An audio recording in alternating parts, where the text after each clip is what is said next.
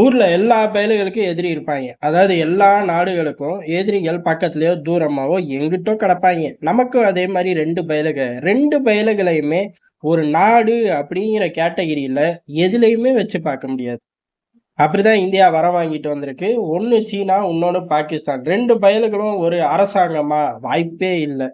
எதுலயுமே வரமாட்டாங்க. மன்னராட்சி, அதிபராட்சி, மக்களாட்சி எதுலயுமே 2 பயலுகளோட அரசு எந்திரமும் வராது. சரி, ராணுவ ரீதியா பார்த்தோம் அப்புட்ன்னா, சீனாவ பொறுத்தவரை பெரிய அளவுல கூட்டம் வச்சிருக்கான். எது? ராணுவ படையே கூட்டம் வச்சிருக்கான். அந்த கூட்டத்து பையில வெடிமருந்த குடுக்குறான், கையில துப்பாக்கிய குடுக்குறான். அதுக்கு தேவையான ஃபைட்டர் ஜெட்டு, டேங்க்கு, போர்க்கப்பல்கள் இந்த மாரி விதவிதமா வாங்கி அழகு பார்த்தாலும், அத வச்சு ஒரு யுத்த களத்துல ஜெயிப்பார்களா? தெரியல. யுத்தம் வந்தா தான் தெரியும்.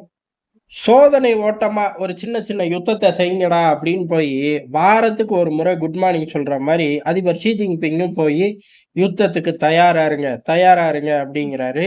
ஆனா யுத்தத்துக்கு எல்லா காலமும் போய் இவரு தயாரா இருங்கங்கிறாரு. ஆனா தயாரே ஆனதில்லையாட்டுக்கு. அதனால தான் அவரால யுத்தத்துக்கு போங்கங்கிற உத்தரவு குடுக்க முடியல. ஆனா பல நேரங்கள்ல செய்தி வரும். எப்பா அவரு தாக்கச் சொல்ட்டாரு. ஆனா இந்த படை நகரல அப்படின்னு சொல்லி அமெரிக்கா பல நேரங்கள்ல சொன்னுச்சு. இந்தியா உளவுத்துறையும் பல நேரங்கள்ல பதிவு பண்ணுச்சு. நம்மளே இங்க விரிவா பார்த்தோம். அதே மாரி தான் பாகிஸ்தான் ராணுவம். பாகிஸ்தான் ராணுவத்த ஒரு ராணுவம்னே சொல்ல முடியாது. இன்னும் சொல்லப்போனா நம்மல்லாம் சொல்றது 2வது. அவனுங்க ஊர்லயே அவனுங்க ராணுவத்த ராணுவம்னு சொல்றதே இல்ல. காரணம் என்னன்னா, தீவிரவாதிகள உருவாக்கி, தீவிரவாதிகள அனுப்பிச்சு விட்டு, இந்த ஜோனுக்குள்ளேயே தான் இவனுங்க புத்தி பூரா செயல்படுது. இத தாண்டி ஒரு ராணுவம் மாரி நின்னு நம்ம நாட்டையோ, நம்ம நாட்டு மக்களையோ காப்பாத்துற அருகதை இவனுங்களுக்கு இல்லவே இல்லடா. இந்த பயலுக அதுக்கு லாயக்கே இல்ல அப்படிங்கிறது தான் பாகிஸ்தானுக்குள்ளேயே பேச்சு ஓடும். அவர்களோட பெரும்பாலான மோசமான நாட்கள்ல ராணுவத்தை எதிர்த்து இந்த மாரி பதிவுகள் தான் சோசியல் மீடியா முழுவதும் இருக்கும். அங்க பேச்சும் இதத்தான் ஓடும்.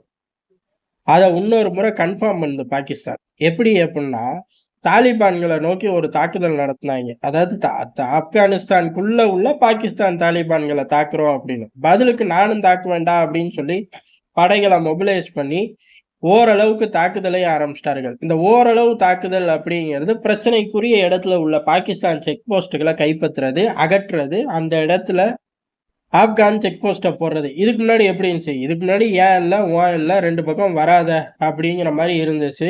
கண்காணிப்பு தேவையில்ல அப்படிங்கிற மாரி இருந்துச்சு. இப்ப அப்படிலாம் இல்லைன்னு நிலைமை மாறுது. இப்ப அந்த செக் போஸ்ட்கள அதாவது தாக்குதல், பதில் தாக்குதல் நாங்க தொடுக்கிறோம். குறுக்க நின்னா மாட்டிக்குவ. எங்க கண்ணுக்கு படுற இடம் வரை நின்னு தொலையாத அப்படின்னு சொல்லி தான் தாலிபான்கள் ஒரு 15,000 வீரர்கள திரட்டி எல்லையோர பாகிஸ்தான் எல்லைக்கு கொண்டு போனார்கள். தாக்குதலை ஆரம்பிச்சார்கள். ஆனா பயப்புள்ளைக எல்லாம் ஓடி போயிட்டாங்க. பாகிஸ்தான் ராணுவம் சில செக் போஸ்ட்கள உருவாக்கி வச்சிருக்கும்ல, அவர்கள் எல்லைகள காப்பாத்த அப்படின்னு. அந்த செக் போஸ்ட்கள விட்டுட்டு ஓடக்கூடிய ஃபுட்டேஜஸ் வைரல் ஆகுது. இத மீறி சில இடங்கள்ல தாக்கியிருக்கோம், உயிரிழப்பு இருக்கு அப்படிங்கிறதை தாலிபான்கள் பதிவு பண்றார்கள். பாகிஸ்தான் ராணுவம் சைலன்ட். No updation. ஏன்டா நாங்கலாம் லீவ்ல போயிட்டோம். தாலிபான்களை எதிர்த்து அதாவது ஆப்கான் தாலிபான்களை எதிர்த்து போராடவே இவர்களுக்கு வக்கு கிடையாது. அவர்கள் கையில அமெரிக்க ஆயுதங்கள் இருக்கு அப்படிலாம் சொன்னாலும், எதிர்த்து நிக்கவே இல்ல இந்த பயலுக. ஓடி போயிட்டாய்ங்க அப்படிங்கிறதான் பல செக் போஸ்ட்டுகள் யுத்தமே இல்லாம தாலிபான்கள் கையில வந்துருச்சு. மீதியும் இதே மாரி தான். ஃபுட்டேஜ் இல்ல போ அப்படின்னு சொல்லி தாலிபான்கள் அப்டேட் பண்ணி விட்டார்கள். பதிலுக்கு ஆமா, இல்ல, இல்ல பொய் சொல்றாய்ங்க. சண்டை நடந்துச்சு. எங்க பக்கம் 5 பேர் தான். அவங்க பக்கம் 25 பேர். எதையுமே சொல்ல மாட்டேங்கிறாய்ங்க பாகிஸ்தான்.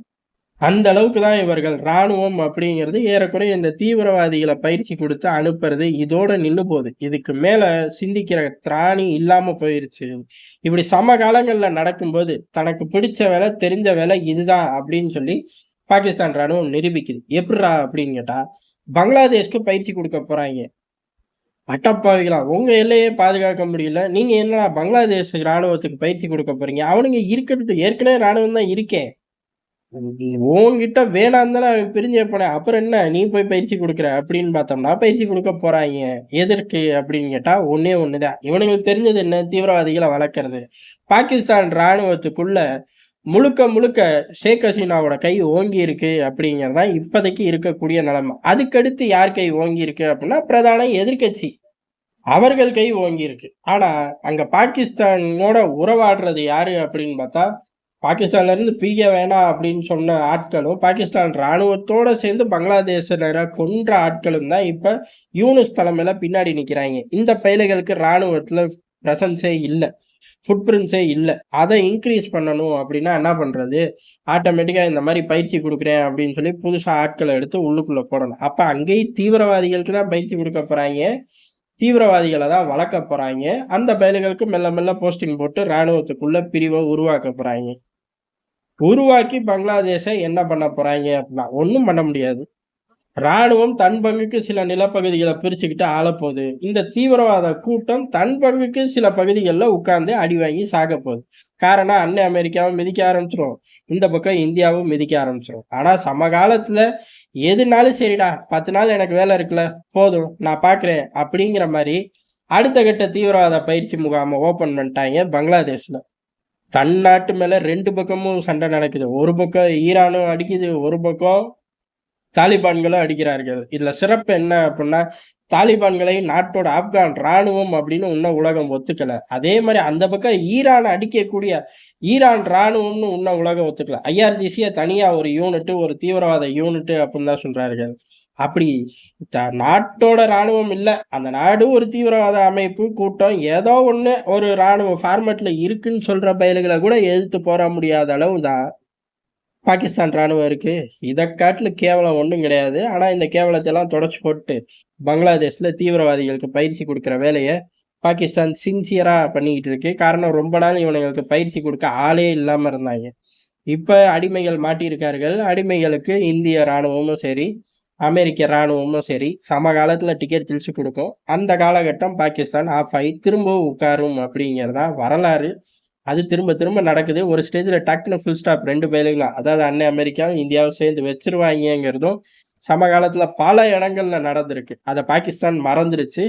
வாங்கி கட்டும்போது திணறி ஒரே அடியா பாகிஸ்தானுக்கு டிக்கெட் கிழிக்கப்படும். நன்றி, வணக்கம்.